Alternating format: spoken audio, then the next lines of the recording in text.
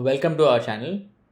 Today we are going to talk about a very interesting topic, cryptocurrencies and legal standpoint of cryptocurrencies in India.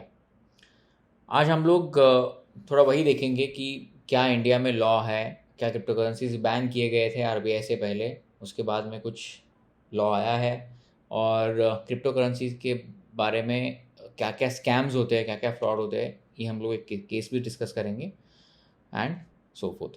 तो चलिए शुरू करते हैं। सबसे पहले तो if you want to watch more of these videos regarding cyber crime and cyber law, subscribe to our channel, share the video with others and do like the video. It will encourage us to create more and more content.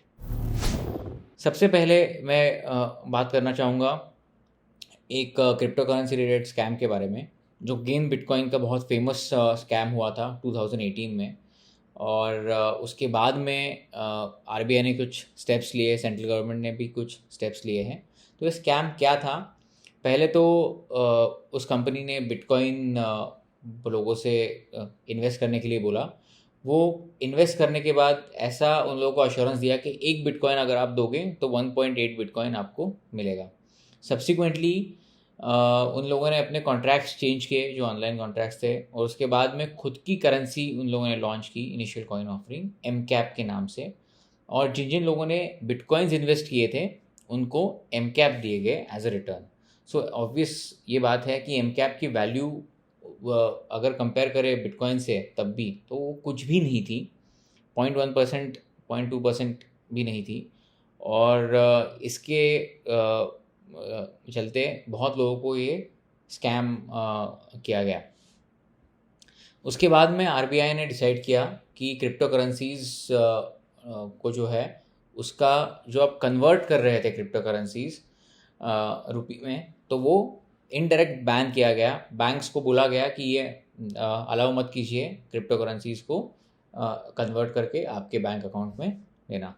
तो indirect ban जैसा किया गया।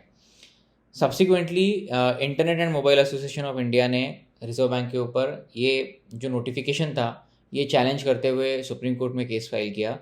और supreme court ने फिर उसके बाद ये डिसीजन लिया कि ये एक्सट्रीम रेगुलेशन आरबीआई ने लाया है, तो इसके वजह से अनकॉन्स्टिट्यूशनल है, तो उसको रद्द कर दिया गया। उसके बाद सुप्रीम कोर्ट ने साइमल्टेनियसली ये भी बोला था कि अगर ऐसा कुछ आपको लॉ लाना है तो वो एक्ट के फॉर्म में आप वो लॉ लाइए, उसके बाद इम्प्लीमेंट कीजिए। उसके बाद सेंट्रल गवर्नमेंट ने 2019 में एक बिल ड्राफ्ट किया गया। तो उस बिल का नाम ही है banning of crypto currency and regulation of official digital currency bill 2019। सो दो पार्ट्स है, एक तो है बैनिंग ऑफ क्रिप्टो करेंसी और दूसरा है regulation of official digital currency bill. So India ये भी चाहता है कि खुद की डिजिटल करेंसी लाए, डिजिटल रुपी है वो, जो एक लीगल टेंडर बनाया जाए उसको, और उसके बाद वो रेगुलेट किया जाए।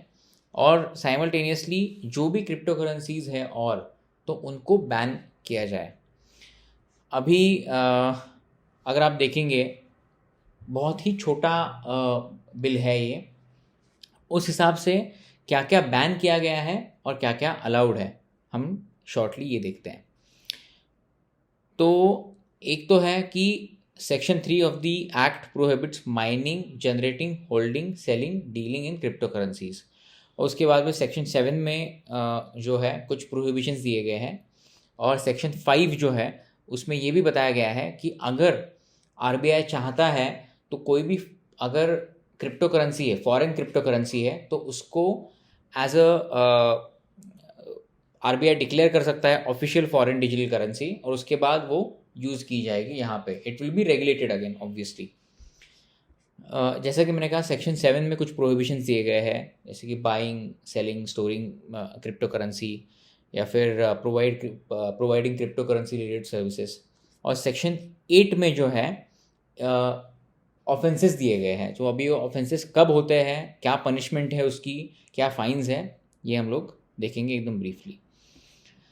एक तो अगर कोई क्रिप्टो करेंसीज बेच रहा है, खरीद रहा है या फिर ट्रेड कर रहा है, तो उसके लिए पनिशमेंट है minimum imprisonment of up to 1 years और it may extend to up to 10 years of imprisonment.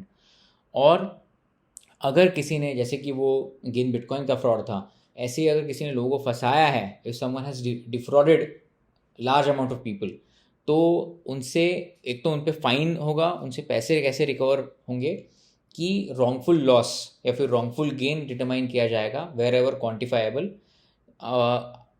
उसके बेसिस पे ये रिकवरी होगी. अगर ये क्वान्टिफाइबल नहीं है तो फाइन कितनी होगी ये देखते हैं. द फाइन ऑफ ₹25 करोड़, तो ये अमाउंट दिया गया है स्पेसिफिकली, 25 करोड़ का फाइन हो सकता है. अभी जो रिपीट ऑफेंडर्स है, सेक्शन 8 में ऑलरेडी किसी को पनिशमेंट हो चुकी है, उसके बाद अगर वो वापस यही क्राइम करता है तो सेक्शन 9 के अकॉर्डिंग जो पनिशमेंट है ऑब्वियसली वो इंक्रीज़ की गई है. उसको minimum imprisonment of up to 5 years and maximum up to 10 years ये हो सकती है. और जो फाइन का अमाउंट है वो भी डबल कर दिया गया है, 50 करोड़. अगर क्वान्टिफाइबल नहीं है अगेन जो amount wrongful gain wrongful loss का, तो 50 करोड़ तक का फाइन उसको हो सकता है. और एक इम्पॉर्टेंट प्रोविज़न ये है कि इसमें सेक्शन 16 जो अगर देखें आप, तो उसके अकॉर्डिंग सेंट्रल गवर्नमेंट के पास ये पावर रहेगा कि किसी को भी इम्यूनिटी ग्रांट कर सकता है सेंट्रल गवर्नमेंट. अगर वो इंसान, if that person who has defrauded so many people, तो वो अगर सामने आता है और खुद ही लॉ एन्फोर्समेंट एजेंसीज़ को बताता है, तो उसको इम्यूनिटी भी ग्रांट की जा सकती है. अगर कोई आके इन्फॉर्मेशन भी देता है, कोई उसमें उस कार्टेल में अगर इन्वॉल्व था या फिर क्रिमिनल एक्टिविटी में इन्वॉल्व था, तो उसको इम्यूनिटी ग्रांट करने की पावर है.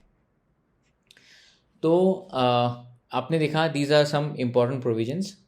हम लोग ऑब्वियसली ये बिल फॉलो करेंगे. और इसके रिलेटेड एक और इम्पॉर्टेंट इन्फॉर्मेशन ये है कि ये बिल अभी होपफुली लोकसभा में टेबल किया जाएगा. उसके बाद इस पे डिस्कशंस होंगे, इस पे ऑब्वियसली चेंजेस भी होंगे लगता है मुझको. उसके बाद में जो भी चेंजेस होंगे विल कीप यू इन्फॉर्म्ड, और देखते हैं ये कब लॉ आता है, क्या रेगुलेशंस होते हैं, और उसके अकॉर्डिंग ये पूरा जो क्रिप्टो करेंसी रिलेटेड मार्केट है, it is going to, obviously it's a very volatile market, तो उसके हिसाब से डिटरमाइन करेगा ये क्या होगा आगे क्या नहीं. So keep following us and again subscribe to the channel. Thank you so much.